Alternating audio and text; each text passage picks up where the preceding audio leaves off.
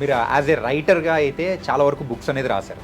దాంతోపాటు అంటే పెద్ద పెద్ద వాళ్ళు కూడా మీకు అప్రిసియేషన్స్ ఇస్తూ లెటర్స్ ఇవ్వడం కానీ, అండ్ వెంకయ్య నాయుడు గారు కానీ, రామోజీరావు గారు కానీ అలా పంపించినప్పుడు మీకు ఎలా ఎలా అనిపించింది సార్? యాక్చువల్గా 3 బుక్స్ రాశాను. ఈ రామోజీరావు గారు, మళ్ళీ వెంకయ్య నాయుడు గారు మా కనపర్తి ముషారాకి చాలా మంచి ప్రశంసలు రాశారు. I'm very happy. ఎందుకంటే రామోజీరావు లాంటి గొప్ప వ్యక్తి ఒక పుస్తకం చదివేసి స్పందించి లెటర్ రాయడం అనేది చాలా గొప్ప విషయం అది. ప్రేక్షకులకు లగ్గం గురించి ఇంకేదైనా హైలైట్గా చెప్పాలనుకుంటే ఏం చెప్తారు? సో లగ్గం అంటే మామూలుగా పెళ్ళిళ్ళు స్వర్గంలో జరుగుతాయి అంటారు కదా. స్వర్గం అంటే ఏదో కాదు, మన మనసే. పెళ్లి కూతురు మనసులో పెళ్లి కొడుకున్నప్పుడే పెళ్లి కూతురు. సో అట్లా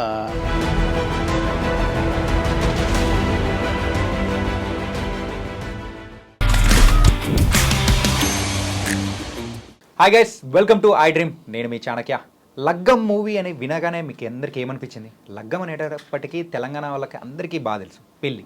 మరి ఒక పెళ్ళిలో ఉండే సెలబ్రేషన్స్ ఎలా ఉంటుంది, అదే ఒక మూవీగా వస్తే ఇంకెలా ఉంటుంది? దాన్ని చూడడానికి కూడా మీరందరూ రెడీగా ఉన్నారు కదా. October 25న మరి లగ్గం మూవీ రిలీజ్ అవుతుంది. మరి ఆ మూవీ డైరెక్టర్ రమేష్ చెప్పాల గారు ఇప్పుడు మనతో పట్టినారు.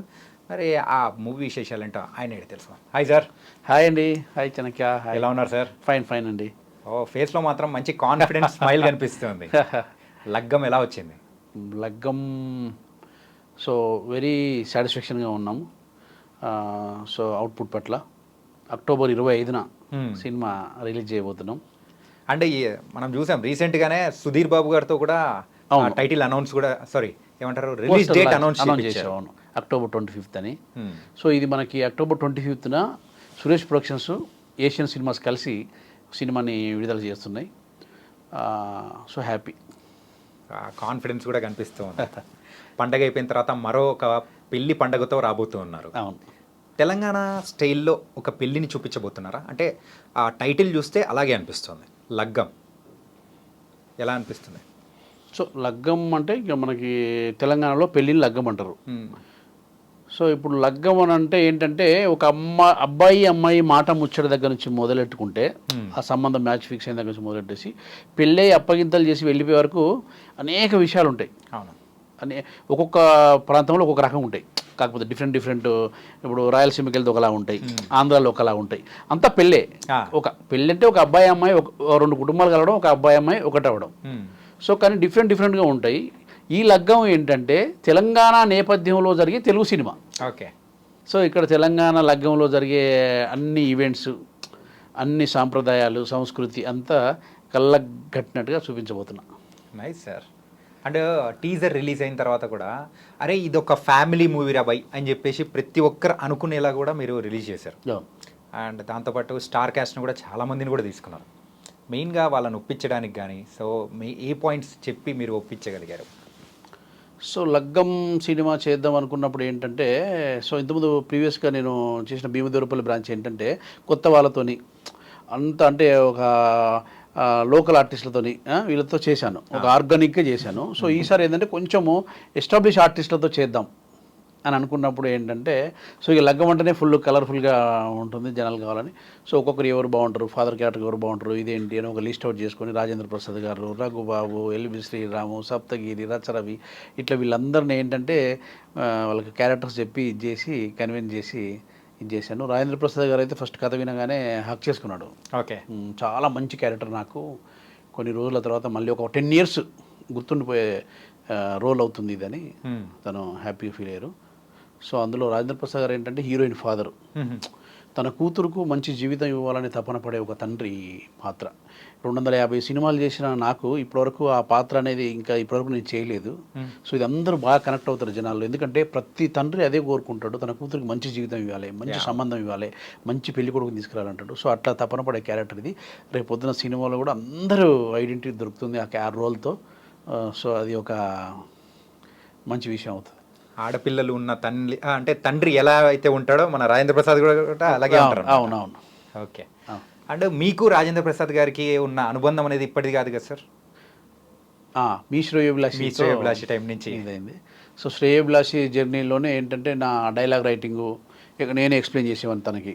సో అక్కడే నా ఇది చూసి మేమిద్దరం బాగా క్లోజ్ అయ్యాము. తర్వాత అది మంచి సక్సెస్ అవ్వడం వల్ల ఇంకా బాగా అట్లాగా ట్రావెల్ అయ్యాము. దాని తర్వాత మళ్ళీ రాజేంద్ర ప్రసాద్ గారితో బేవర్స్ అనే సినిమా చేశాను. అవును, బేవర్స్ అనే సినిమా చేశాను. అది కూడా మంచి ఐడియా. సో సో ఏంటంటే టైటిల్ ఒకటి బ్యాడ్ అయింది. ఫ్యామిలీ సినిమా తీసి దానికి బేవర్స్ అనే టైటిల్ పెట్టాను. దానిలో ఏంటంటే చాలామంది డిస్కనెక్ట్ అయ్యారు. సో యాక్చువల్గా అయితే మంచి ఐడియా అది కూడా, బేవర్స్ కూడా. కానీ ఆ మూవీ కూడా కొన్ని ఎలిమెంట్స్ అయితే కల్నీళ్ళు తెప్పించేలా ఉంటాయి. అండ్ దాని గురించి కూడా మాట్లాడుకుందాం. దానికంటే ముందు మన లగ్గం గురించి మెయిన్గా ఫోకస్ చేయాలి. లగ్గము సో బ్యాక్గ్రౌండ్ స్కోర్ అయితే మణి శర్మ గారు అండ్ మ్యూజిక్ డైరెక్టర్ అయితే చరణ్ గారు. అవును. సో ఇలా ఇద్దరిని తీసుకోవడానికి గల రీజన్ ఏంటి సార్? యాక్చువల్గా ముందు ఏంటంటే సాంగ్స్ వరకు చరణ్తో చేశాను. చరణ్ నాకు భీమదేవరపల్లి బ్రాంచ్ కూడా వర్క్ చేశాడు. సో ఇద్దరం కలిసి మంచి ఫ్రెండ్స్. సో సాంగ్స్ కంప్లీట్ అయిన ప్రాసెస్లో సినిమా మంచి క్వాలిటీగా వచ్చింది. ఏదన్నా బాగా ఎక్స్పీరియన్స్డ్ ఉన్న ఒక మ్యూజిక్ డైరెక్టర్ చేస్తే బాగుంటుందని నాకు అనిపించింది. చూసిన వాళ్ళందరూ కూడా ఏంటంటే నాకు ఎట్లా అంటే ఈ సినిమా ఒక హమ్ ఆప్కే హై కౌన్, ఒక దిల్వాలా దుల్హన్ లే జాయేంగే, ఒక దిల్తో పాగల్ హై లాగా ఒక స్టాండర్డ్ బ్యాక్గ్రౌండ్ స్కోర్ కావాలి నాకు. ఓకే. సో అని ఆలోచించా. సో ఇక ఫ్రెండ్షిప్పే ప్రొఫెషనల్ కదా, సినిమాకి ఏది కావాలో తీసుకోవాలి. అవును. అట్లా అనుకోవచ్చు. ఒక మంచి సినిమా తనకి ఏం కావాలో అది తీసుకుంటుంది అంటారు కదా. సో అట్లా ఏదైతేనేమి సో మణి శర్మ గారిని అప్రోచ్ అయ్యాను. సో ఆయన నా అప్రోచ్ ఇవన్నీ చూసి సార్ మీరు కంపల్సరీ చేయాలి సార్ అని రిక్వెస్ట్ చేశాను. సో తను అవుటింగ్ ఇచ్చాడు. అసలు సూపర్ అంతే. ఒక 10 years వరకు బ్యాక్గ్రౌండ్ స్కోర్ గురించి మాట్లాడుకుంటారు. ఓకే. అంత బాగా ఇచ్చాడు. I'm very happy. మెయిన్గా అయితే ఈ మూవీ గురించి తెలిసిన సంగతులు ఏంటంటే అంటే రోహిణి గారు కూడా ఒక ఇంపార్టెంట్ రోల్ అనేది కూడా ప్లే చేశారు. ఆవిడ దగ్గర నుంచి వచ్చే సెంటిమెంటల్ సీన్స్ అనేది కూడా చాలా హార్ట్ టచింగ్గా ఉంటాయని కూడా తెలిసింది. రోహిణి గారు రోల్కి యాక్చువల్గా నేను రకరకాలుగా అనుకున్నాను. ముందు అనుకున్నాను రోహిణి గారు. సో కథ చెప్పిన తర్వాత తను చాలా ఇంట్రెస్ట్ చూపించారు. దాంతో ఏంటంటే రోహిణి గారు రోహిణి గారు ఏంటంటే ప్రతి అంటే మనలో ఉన్న ఒక దర్శకుల్లో రచయితలో ఉన్న పర్ఫెక్షన్కి ఆవిడ చూసి మనం పర్ఫెక్షన్గా ఉంటే సీన్ పట్ల నెక్స్ట్ లెవెల్ తీసుకెళ్తుందని ఆ సీన్ని. సో అట్లా నాకు లొకేషన్లోనే ఈ సీన్ ఏంటి, దాని మూడ్ ఏంటి, దాని పర్పస్ ఏంటి అని అడిగేది. దీని ప్రీవియస్ ఎక్కడ స్టార్ట్ అవుతుంది, ఈ మూడ్ ఏంటి అని క్లియర్గా తెలుసుకొని నేను ఎట్లా కోరుకుంటున్నాను ఏంటి అని చేసేది. సో అట్లా ఒక ఆర్టిస్ట్కి దర్శకుడికి మధ్య ఏదైతే ఒక ట్యూనింగ్ ఇది జరగాలో అది మాకు జరిగింది. ఓకే. నేనేం కోరుకుంటున్నాను, ఆమె ఒక 4-5 days, ఆమె దాదాపు 20 working days ఉంటాయి టోటల్ వర్కింగ్ డేస్ మూవీ మొత్తంలో. రోహిణి గారివి ఒక 3-4 days చేయగానే అర్థమైపోయింది నా స్టైల్ ఆఫ్ ఇదేంటి అని. నేను ఏంటంటే సినిమా తీస్తున్నప్పుడే బ్యాక్గ్రౌండ్ స్కోర్ ప్లే చేస్తూ సీన్ తీస్తా. అవునా? ఇప్పుడు ఈ సీన్ ఎమోషన్ సీన్ అనుకో, మీకు యాక్షన్ చెప్పినప్పుడే బ్యాక్గ్రౌండ్ స్కోర్ స్టార్ట్ అయింది. ఓకే. అంటే ఒక ఆర్టిస్ట్ని ఏంటంటే ఒక మూడ్లోకి తీసుకెళ్తానట్టు బ్యాక్గ్రౌండ్ స్కోర్ ప్లే చేసి ఎమోషన్ సీన్స్ అన్నీ అట్లాగే తీసాను. ఈ సీన్ లగ్గం సినిమాలో ప్రతి సీన్ కూడా బ్యాక్గ్రౌండ్ స్కోర్ ప్లే చేసి సీన్ తీశాను. Super sir. ఆ ఎమోషన్ రావాలంటే అంటే న్యాచురల్గా రావాలంటే ఆ బ్యాక్గ్రౌండ్ మ్యూజిక్ ఉండాలేమో. అంటే అది కొంచెం ఇంకా ఎన్హాన్స్ అవుతుంది, ఇంకా బాగా వాళ్ళు ఫీల్ అవ్వడానికి నేను తీసుకెళ్ళేవాను అట్లా మూడ్లోకి. కానీ అంటే అలాగే ఇంత గ్రాండియర్గా కూడా తీశారు. చాలామంది ఆర్టిస్టులు ఉన్నారు అండ్ హీరో సాయి రౌనక్ కానీ ఇలా మంచి వాళ్ళని కూడా తీసుకొని మూవీ అనేది తీస్తున్నారు. మెయిన్గా అంటే స్టోరీని నమ్మే ఎవరైనా కానీ ప్రొడ్యూసర్ ముందుకు వస్తారు. అవును. మెయిన్గా ప్రొడ్యూసర్ గురించి కూడా మనం మాట్లాడుకోవాలి ఈ మూవీలో. షూర్. ప్రతి ఫ్రేమ్లో కూడా ఆ గ్రాండియర్ కనిపించింది. వేణుగారు ఎలా అంటే వేణుగారు కూడా మెయిన్గా నమ్మడానికి గల రీజన్ ఏంటి ఈ స్టోరీని? సుభిషి ఎంటర్టైన్మెంట్స్ వేణుగోపాల్ రెడ్డి గారు, తను యాక్చువల్గా ఫస్ట్ ఫిలిం వాళ్ళకి ఇది. సో తను మంచి బిల్డర్. ఓకే. సో ఆయనకు సినిమా తీయాలని ఇంట్రెస్ట్ ఉంది. దాంతోపాటుగా కొంతమందిని అప్రోచ్ అయ్యాడు. ఇట్లా జరుగుతున్న ప్రాసెస్లో అతను ఒకరోజు ర్యాండమ్గా భీమదేవరపల్లి బ్రాంచ్ అనే సినిమా చూశాడు అమెజాన్ ప్రైమ్లో. ఓకే. చూసారే భలేగా ఉంది సినిమా, ఈ డైరెక్టర్ ఐడియాలజీ బాగుంది అని ఒక తెలిసిన వ్యక్తి ద్వారా నాకు పిలిపించాడు. ఒక మీటింగ్ అరేంజ్ చేసిన తర్వాత ఇప్పుడు ఏం చేస్తున్నారు మీరు, ఏంటి మీ సినిమా బాగుంది, ఇలా క్యాజువల్గా మాట్లాడుకున్నప్పుడు సార్ నేను ఒక లగ్గం అని ఇప్పుడు బలగం అనే సినిమా ఉంది కదా, బలగంలో ఏంటి ఒక మనిషి చనిపోయిన తర్వాత 11 days వరకు ఏం జరుగుద్దో చాలా అద్భుతంగా చూపించాడు వేణు రాజు గారు. మంచి క్వాలిటీ సినిమా అది బలగం అనే సినిమా. సో అట్లనే సార్ మన తెలంగాణలో ఒక మాట ముచ్చట అబ్బాయి అమ్మాయి సంబంధం కుదిరిన దగ్గర నుంచి మొదలెట్టేసి ఒక అమ్మాయిని సాగనంపే వరకు జరిగే ఈవెంట్స్ అన్నిటిని ఎదుర్కోళ్ళు, పూలు పనులు పెట్టడము, మైలపూలు తీయడము, అలగబోవడం, ఇలాంటి అనేక విషయాల్ని మనము ఒక సినిమాలో చూపిస్తే దానిలో జీవం ఉంటుంది సార్, అది తెలంగాణ నేపథ్యంలో చేద్దామని అంటే ఆయనకి ఐడియా విపరీతంగా కనెక్ట్ అయ్యాడు. సో డూ ఇట్ అని అన్నాడు. దాని తర్వాత ఫుల్ స్క్రిప్ట్ చేసుకురామన్నాడు. సో నేను అప్పుడు ఫుల్ స్క్రిప్ట్ తీసుకొని వెళ్ళి చేశాను. ఇదంతా చాలా స్పీడ్గా జరిగిపోయింది ఓకే వర్క్. అన్ఎక్స్పెక్టెడ్గానే మీట్ అవ్వడము, అవును ప్రొడ్యూస్ చేయడము, అవును. లగ్గం అనేది పట్టాలు ఎక్కడం. అవును పక్కన ఎక్కడం ఇప్పుడు రిలీజ్ కూడా వచ్చేసాం. రిలీజ్ కూడా October 25th కూడా గ్రాండ్గా వచ్చేస్తున్నారు. అవును మీరు యాజ్ ఏ రైటర్గా అయితే చాలా వరకు బుక్స్ అనేది రాశారు. దాంతోపాటు అంటే పెద్ద పెద్ద వాళ్ళు కూడా మీకు అప్రిసియేషన్స్ ఇస్తూ లెటర్స్ ఇవ్వడం కానీ, అండ్ వెంకయ్య నాయుడు గారు కానీ, రామోజీరావు గారు కానీ అలా పంపించినప్పుడు మీకు ఎలా ఎలా అనిపించింది సార్? నేను యాక్చువల్గా 3 బుక్స్ రాశాను. ఒకటి మా కనపర్తి ముషారా అని ఒక నోస్టాలజియా స్టోరీస్ యా. రాశాను మా ఊరి పేరు మీద. దాని తర్వాత బాంబే డాల్ అని ఒక నవల్ రాశాను. తర్వాత తీర్థయాత్ర స్పెషల్ అని అదొకటి రాశాను. ఈ రామోజీరావు గారు మళ్ళీ వెంకయ్య నాయుడు గారు మా కనపర్తి ముషారాకి చాలా మంచి ప్రశంసలు రాశారు. I'm very happy. ఎందుకంటే రామోజీరావు లాంటి గొప్ప వ్యక్తి ఒక పుస్తకం చదివేసి స్పందించి లెటర్ రాయడం అనేది చాలా గొప్ప విషయం అది. సో నన్ను అందరూ మిత్రులు అడుగుతుంటారు, సినిమాలో బిజీగా ఉంటావు కదా బుక్స్ ఎందుకు? అదే రెండింటిని మేనేజ్ చేయడం అనేది చాలా డిఫికల్ట్ కదా. అవునవును. సో నేనేం ఫీల్ అవుతానంటే సాహిత్యము సినిమా రెండు చేతిలో చేసుకుని నడిచినప్పుడే గొప్ప సినిమాలు వస్తాయి. వా, ఏం చెప్పారు సార్. మన వాళ్ళు ఏంటంటే చాలామంది మెల్లమెల్లగా సాహిత్యం అంటే వేరు, సినిమా అంటే వేరు చేశారు. కానీ ఏంటంటే మనం వరల్డ్ వైడ్గా చూసుకుంటే అనేక నవల్స్లోంచి చాలా సినిమాలు చేశారు. సాహిత్యము సినిమా అనే రెండు విడదీయలేని సంబంధం కలిగి ఉండాలి. అండ్ కనపర్తి ముషాయిదా దాంట్లో అయితే అన్ని షార్ట్ స్టోరీస్ అంటే మీ చిన్నప్పుడు జరిగినవి అన్నీ మొత్తం ఎక్కించారా? అవును. ఏంటంటే ఇప్పుడు బాల్యం మనిషి చాలా ఇప్పుడు ఒక గజల్లో సినారెడ్డి గజల్లో ఉంటుంది ఏంటంటే, నాకు స్వర్గం అంటే ఏంటో తెలియదు, ఎక్కడుండో తెలియదు, నాకు తెలిసిన స్వర్గం నా బాల్యమే అంటాడు. ఓకే. సినారయ్య గారు. ఒక చోట కె శివారెడ్డి అని ఒక టాప్ రైటర్ తనంటాడు, అసలు బాల్యం మర్చిపోయిన ఎవరు కూడా కళాకారుడు కాలేడంటాడు. అసలు వర్షం ఎందుకోసం కురుస్తుంది? గొడుగు పట్టుకునే వాళ్ళ కోసమా? కాదు, పిల్లల కోసం అంటాడు.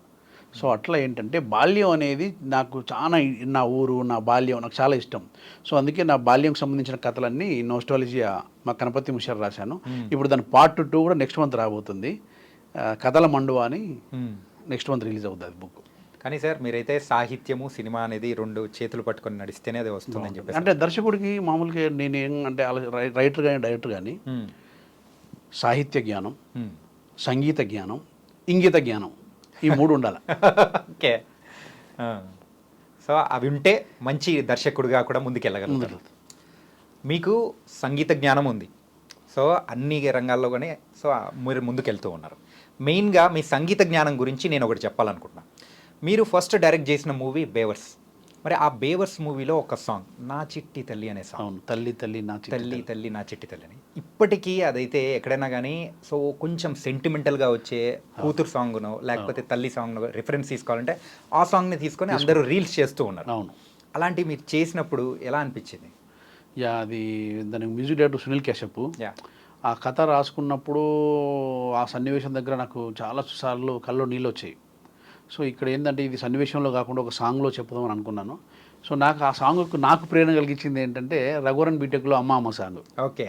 నేను అదే ప్రేరణ అంటే ఆ స్థాయి సాంగ్ మనం చేయాలి అని అనుకున్నాను. సో నేను కశ్యప్ గారికి కూడా నేనేంటంటే ఒక తండ్రికి అన్నకి వారధిగా ఉన్న ఒక చెల్లె పోతుంది, ఆ ఇంట్లో వాళ్ళు అలా బోసిపోయి ఉంటారు. అలాంటి సందర్భంలో ఆమె రికలెక్షన్స్ మీద ఒక సాంగ్ కావాలి, నాకు లుక్ అండ్ ఫీల్ మన అమ్మ అమ్మ సాంగ్లా ఉండాలి అని నేను ఫీడ్బ్యాక్ ఇచ్చాను.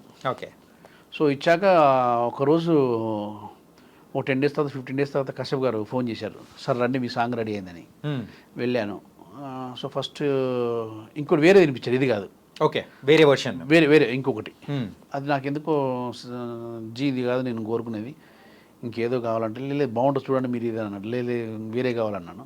సో నాకు ఒక 2 days టైం ఇవ్వండి. 2 days తర్వాత వెళ్తే ఈ సాంగ్ వినిపించారు. సింగిల్ సెట్టింగ్లో ఓకే చేశాను. ఓకే. సో ఈ సాంగ్ ట్యూన్ వచ్చిన తర్వాత ఎవరితో రాపిద్దామని మళ్ళీ డిస్కషన్ వచ్చింది. ఓకే. వచ్చినప్పుడు నేను ఈ సాంగ్ శుద్ధల అశోక్ తేజ్ గారితో రాపిద్దామని మళ్ళీ అశోక్ తేజ్ గారిని కాంటాక్ట్ అయ్యి రాపించాను. సో సాంగ్ పెద్ద హిట్ అయింది. నిజం సార్, ఇప్పటికీ ఆ సాంగ్లో అంత ఫ్రెష్ తనం అనేది ఉంది. సునీల్ కశ్యప్ గారి మ్యూజిక్ ఒక రకం అయితే దానికి ఇన్పుట్స్ ఇవ్వడం అనేది కూడా చాలా ఇంపార్టెంట్. అవును. సో అది మీరు ఇచ్చారు. అవును. దానివల్ల ఆ సాంగ్ అనేది కూడా ఇప్పటికీ మనం వింటూ ఉన్నాము, అంత హిట్ అయిపోయింది. ఆ బేవర్స్ మూవీ విషయానికి వచ్చేటప్పటికి మనం ఇందాక మాట్లాడుకునేటప్పుడు కూడా కొన్ని టైటిల్స్ ద్వారా కూడా మంచి మూవీ అనేది కిల్ అయిపోతూ ఉంటాం. 100% అదే జరిగింది. అదే జరిగింది. నాకు చాలామంది వెల్ విషర్స్ చెప్పారు బేవర్స్ అనే టైటిల్ వద్దు, కొందరు మీడియా మిత్రులు కూడా నన్ను ఇది చేశారు. నేను కూడా ప్రొడ్యూసర్తో డిస్కస్ చేశాను. సార్ అది బేవర్ స్టైట్లో వద్దు సార్, ఇట్లా లేదు మా స్టైట్లో జనాలు చాలా వస్తారు యూత్ అని అన్నారు. సో నేను అప్పుడు దానికి అప్పుడు హాయ్నాన్ అని పేరు పెట్టాను. హాయ్నాన్ అంటే సాఫ్ట్ అయిపోతుంది అన్నారు. ఇట్లా రకరకాల మంచి సాఫ్ట్ టైటిల్ పెట్టాను. యాక్చువల్గా ఏంటంటే టైటిల్ చాలా పెద్ద మైనస్ అయింది దానికి. మంచి ఫ్యామిలీ స్టోరీ చెప్తూ బేవర్స్ అని టైటిల్ పెట్టేటప్పటికి ఏమైపోయిందంటే అది ఒక చిన్న సినిమా అన్న ఫీలింగ్ వచ్చేసారు. కంప్లీట్ నాన్ సింక్ అయిపోయింది. యూత్ ఫ్యామిలీస్ రాలేదు. ఆ ఫ్యామిలీ సినిమాకి ఫ్యామిలీస్ రాకుండా నేనే చేశాను టైటిల్ వల్ల. ఒక టైటిల్ అంతా ఇది చేస్తాను నేను ఎక్స్పెక్ట్ చేయలే. ఓకే, మీరు ఎప్పుడు అంటే ఇది టైటిల్ పెట్టేటప్పుడే రిగ్రెట్ అయ్యారా, లేకపోతే తర్వాత టైటిల్ పెట్టినప్పుడు అంటే ఒక కమర్షియల్ టచ్ ఇద్దామనే ఆలోచనతో పెట్టాను. క్రమక్రమంగా ఎండ్కి వచ్చేటప్పటికి ఏంటంటే అదంతా ఒక ఎండ్ చూసుకునేటప్పటికి ఒక full length family emotional movie ఉంది కదా, దానికి ఏదన్నా మంచి బ్యూటిఫుల్ సన్ ఆఫ్ సత్యమూర్తి లాంటి టైటిల్ ఉండాలి అని ఒకదానికి వచ్చాను నేను. వచ్చి మారుద్దామని ఐడియా కూడా చేస్తే మనకి కొన్ని సర్కమ్స్టాన్సెస్ వల్ల అది మార్చలేకపోయినాము. ఓకే, బట్ అది మంచి ఐడియా బేవర్స్ అనేది. బట్ యూట్యూబ్లో పెద్ద హిట్ అయింది సినిమా. అవును సార్, యూట్యూబ్లో అయితే వాళ్ళు పెడితే ఒక 15 days 30 millions వెళ్ళింది. అది చాలా ట్రెండింగ్లో ఉండే సినిమా. ఓకే, అండ్ ఆ తర్వాత మీరు చేసిన మూవీ భీమదేవరపల్లి బ్రాంచ్. ఆ మూవీ రిలీజ్ అయిన తర్వాత ఓటీటీలో మాత్రం బాగా సక్సెస్ అయింది. అవును, చూసిన వాళ్ళు కానీ మీకు వచ్చిన అప్రిసియేషన్స్ కూడా రిలీజ్ అయినప్పుడు కంటే ఓటీటీలో చూసినప్పుడు ఎక్కువ చాలా చాలా వచ్చాయి. అంటే అక్కడ థియేటర్లో ఎందుకు సక్సెస్ కావాలేకపోయింది అనుకోవచ్చు. సో థియేటర్లో కూడా బాగానే వెళ్ళింది అది. బట్ ఏంటంటే మనకి ఏంటంటే ఆ సినిమాకు ఏదైతే రావాలో అది వచ్చింది వాస్తవానికి. మనందరూ అంటే ఎవరు కూడా ఇమేజ్ లేని ఆర్టిస్టులు, మోస్ట్ అండర్ రేటెడ్ యాక్టర్స్. దాని గురించి మన రచరవి ఎప్పుడో ఒక జోక్ వేస్తుంటాడు, ఏంటంటే అందరు పింఛన్ తీసుకుంటాం పెట్టేసి సినిమా తీశాడు ఈయన టాలెంట్ ఉన్న డైరెక్టర్ అంటుంటాడు ఎప్పుడు కనపడ్డ రచరవి. నిజంగా అంత పింఛన్ తీసుకునే బ్యాచ్, పింఛన్ తీసుకునే బ్యాచ్తో సినిమా తీసి ఇట్టు కొట్టాడు. సో అది ఏంటంటే మనం అట్లా పెద్దగా ఆర్టిస్ట్ లేకపోయినా సరే మనకు రిలీజ్కి మైత్రి మూవీస్ వాళ్ళు హెల్ప్ చేశారు. సో దాని తర్వాత అమెజాన్లో కూడా కంటెంట్ నచ్చి రిలీజ్ అయిన 1 monthకే ఇది చేసుకున్నారు. ఆ సినిమా చూసి నాకు 6 అవకాశాలు వచ్చాయి. ఓకే, భీమదేవరపల్లి బ్రాంచ్ ఓటీటీలో చూసి 6 ప్రొడ్యూసర్లు ఫోన్ చేశారు. అందులో కూడా ఈ లగ్గం రావడం కారణం కూడా భీమదేవరపల్లి బ్రాంచే. సో దాన్ని నేను చాలా హానెస్ట్గా చేశాను. నాకు చాలామంది ఆర్టిస్టులు, క్యారెక్టర్ ఆర్టిస్టులు నాకు పరిచయం ఉన్న వాళ్ళు ఉన్నారు. సో ఎక్కడ కూడా నేను ఏంటంటే ఎవరినో ఇంప్రెస్ చేద్దామనో ఎవరు మెప్పు పొందామనో ప్యాడింగ్ ఆర్టిస్టులను పెట్టలేదు. భీమదేవరపల్లి బ్రాంచ్ అనే కథని చాలా ఆర్గానిక్గా ఫ్రెష్ ఆర్టిస్టులతో చెప్పినప్పుడే కనెక్టివిటీ దొరుకుద్ది అని నేను ఎక్కడ కూడా ఎవరిని ఇంప్రెస్ చేయకుండా ఒక జెన్యూన్ స్టోరీ టెల్లింగ్ చేద్దామని తీశాను. సో దానివల్ల చాలా మంచి ప్రశంసలు వచ్చాయి. అది నా కెరియర్లో ఒక మర్చిపోలేని చిత్రం నాకు అది. ఎందుకంటే మేము ఆ ఓటీటీలో చూసిన తర్వాతే అనిపించింది, అరే ఇంత మంచి మూవీని మేము థియేటర్లో మిస్ అయ్యామని అనిపించిన సందర్భాలు కూడా మాకు కనిపించింది అనమాట. అలాంటి మూవీ అనమాట. అండ్ లగ్గానికి మీరు ఎలాంటి జాగ్రత్తలు తీసుకున్నారు? మెయిన్గా స్టోరీ రాసేటప్పుడు ఏదైనా కానీ ఒక రెఫరెన్స్ అనేది మనం తీసుకుంటాం. మెయిన్గా ఈ లగ్గానికి ఏం రెఫరెన్స్ తీసుకొని మొదలుపెట్టారు? లగ్గంలో రెఫరెన్స్ ఏం లేదు. నేను తెలంగాణ నేపథ్యంలో నేను చూసిన జీవితం, నేను అనుభవించిన సన్నివేశాలు, నా స్మృతి పదంలో ఉండే అనేక విషయాల్ని నేను కథగా మలిచాను. ఓకే, సో ఈ ప్రాసెస్లో ఏంటంటే ఒక ఒక అంటే ఫ్లేవర్, ఒక అమాప్ కెహకోన్, ఒక దిల్వాలే దుల్హన్ లే జాయేంగే లాగా ఒక అంత కుటుంబం అంతా కలిసి చూసేలా ఉండాలి. లగ్గం అంటే 2 కుటుంబాలు కలవడం కాదు, 2 మనసులు కలవాలి అనే విషయాన్ని నేను డిస్కషన్ చేశాను. సో ఆర్టిస్టుల విషయంలో కేర్ తీసుకున్నాను, మ్యూజిక్ విషయంలో కేర్ తీసుకున్నాను. సో అన్ని విషయాల్లో కేర్ తీసుకున్నాను. ఇప్పుడు మీకు చివరికి వచ్చేవరకు ఏంటంటే, ఇప్పుడు అవుట్పుట్లో వచ్చేవరకు ఏంటంటే ఇది ఒక మంచి పసుపు కొమ్ము లాంటి సినిమా. పసుపు కొమ్ము అయితే ఎంత స్వచ్ఛంగా ఉంటుందో అంత స్వచ్ఛమైన సినిమా ఇది, ఒక పసుపు కొమ్ము లాంటి సినిమా. ఓకే, అండ్ ప్రీమియర్స్ కూడా వేశారు. సో మీ క్లోజ్ ఎవరైతే ఉంటారో వాళ్ళకందరికీ కూడా ఈ మూవీ అనేది కూడా చూపించారు రీసెంట్గా. సో వాళ్ళ దగ్గర నుంచి వచ్చిన రెస్పాన్స్ ఎలా అనేది ఉంది? ఈ ఒక 2 ప్రీమియర్స్ వేసాము ఓటీటీకి, బిజినెస్ పర్పస్ వేసాము షోస్. చాలా ఎక్సలెంట్ టాక్ వచ్చింది. సో అంటే 1% కూడా ఎక్కడ నెగిటివిటీ లేదు. సో ఏంటంటే అన్ని క్రాఫ్ట్లు కూడా వెల్ డూయింగ్ వర్క్ చేసాయని, చాలా సినిమా రిచ్గా ఉందని, ఒక ఒక ఒక కట్టిపడేసిన సినిమా అనే ఒక పేరు వచ్చింది. సో ఏంటంటే దీని గురించి మీరు అడిగినప్పుడు చెప్పాల్సింది ఏంటంటే, నా టెక్నీషియన్స్ కెమెరామెన్ బాలరెడ్డి కానీ, తర్వాత మా ఎడిటర్ నాగేశ్వర రెడ్డి కానీ, ఆర్ట్ డైరెక్టర్ కృష్ణ కానీ, కాస్ట్యూమ్స్ కృష్ణ కానీ, ఇట్లా ప్రతి డిపార్ట్మెంట్ ఒక్కొక్కరు అందరూ కూడా నాకు బాగా కోఆపరేట్ చేసి, ఈ ఆర్టిస్టులు కానీ, టెక్నీషియన్స్ కానీ, నా టీము అందరూ, మన సౌండ్ ఇంజనీరు రాధాకృష్ణ గారు okay. Senior most technician. So ఇట్లా ప్రతి డిపార్ట్మెంట్, కలరిస్ట్ కానీ ప్రతి ఒక్కరు నాకు ప్రేమతో వర్క్ చేశారు. సో అందుకే ఒక మంచి అవుట్పుట్ తీసుకురాగలిగాను. ఇంకా లగ్గంలో అయితే యూజువల్గా అంత బడ్జెట్ గ్రాండియర్ అంతమంది ఆర్టిస్టులు కానీ తీసుకునేటప్పుడు ఎక్కువగా కొన్ని సెట్స్ అనేది మనం చూస్తూ ఉంటాం. కానీ మీ సినిమాల్లో ఎక్కువగా సెట్లు అనే పదానికే స్పేస్ లేదు కదా. అవును. ఎందుకు ఆర్గానిక్గానే వెళ్ళాలనిపిస్తూ ఉంటుంది? అది బేవర్స్కి కానీ, భీమదేవరపల్లి బ్రాంచ్కి కానీ, లగ్గానికి కానీ ఏంటంటే ఎక్కువ ఒక 80%, 90% అనుకోవచ్చు. 90% నేను ఒరిజినల్ లొకేషన్లో తీశాను.